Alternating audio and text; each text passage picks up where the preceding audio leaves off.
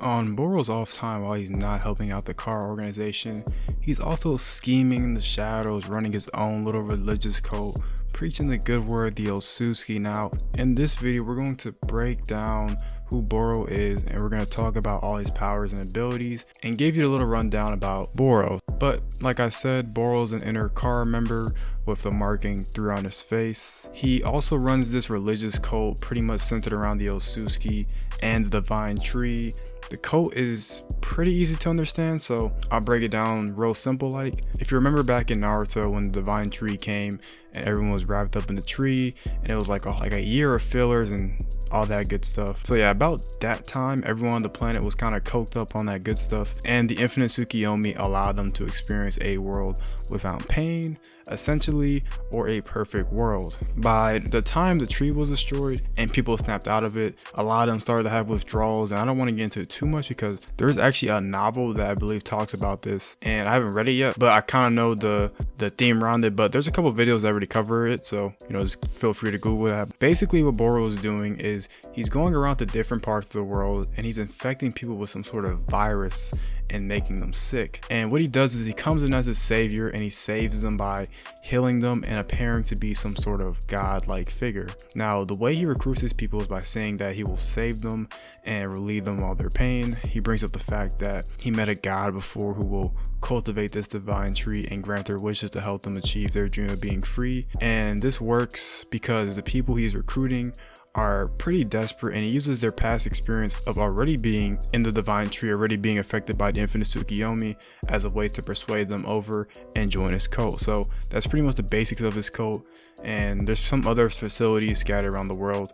So the cult seems to be quite big. Now, as far as his abilities go, I'll go ahead and start with the one I already mentioned, and that is his virus. Because of his scientific ninja tools, he's able to produce a virus that is contained within a dark mist. The virus can be transferred through touch or through the air, and it paralyzes the person on contact. The virus can't be absorbed because it is not chakra, and he can mix this dark mist with other techniques to do things like instantly explode it. And now with every virus, there's usually a cure, but in this case, the cure is extremely hard to acquire because of this one reason. The cure is Boro himself. Boro carries the antibodies for the virus, which, if you don't know, helps you to be resistant to it.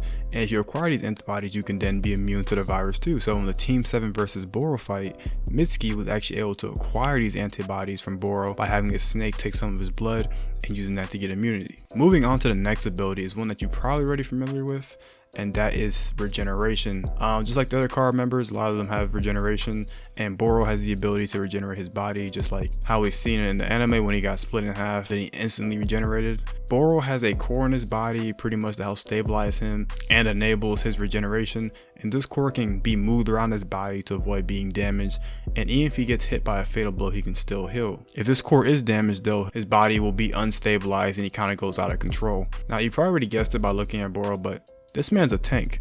His body is insanely tough and he's capable of taking multiple high-level attacks. In addition to that, he's extremely fast despite his appearance, and he's quite strong. Now, Boro also can do plenty of ninjutsu, and he specializes in fire, earth, and water release. He can use shuriken jutsu and can mix shurikens with gunpowder also. Also has lava release, and he can create a deadly acid. Plus, his water release is pretty good. He was able to produce a large amount of water when he was fighting Team 7. Now, that is pretty much all about Boro at this moment, and you can kind of see why the dude's a menace. His abilities such as the mist make him quite a bothersome person to fight if you're not really equipped, and despite all of that, Team 7 was still able to destroy his core, which is actually a really hard feat to do.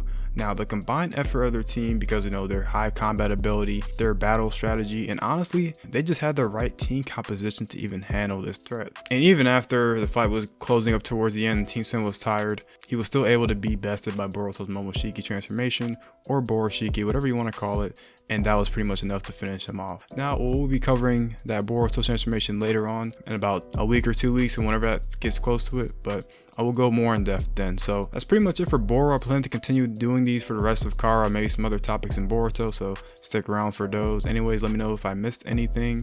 Pretty much kept the most important stuff in. Anyways, hope you guys enjoyed. Make sure to like, comment, and subscribe, and join the Discord. Peace.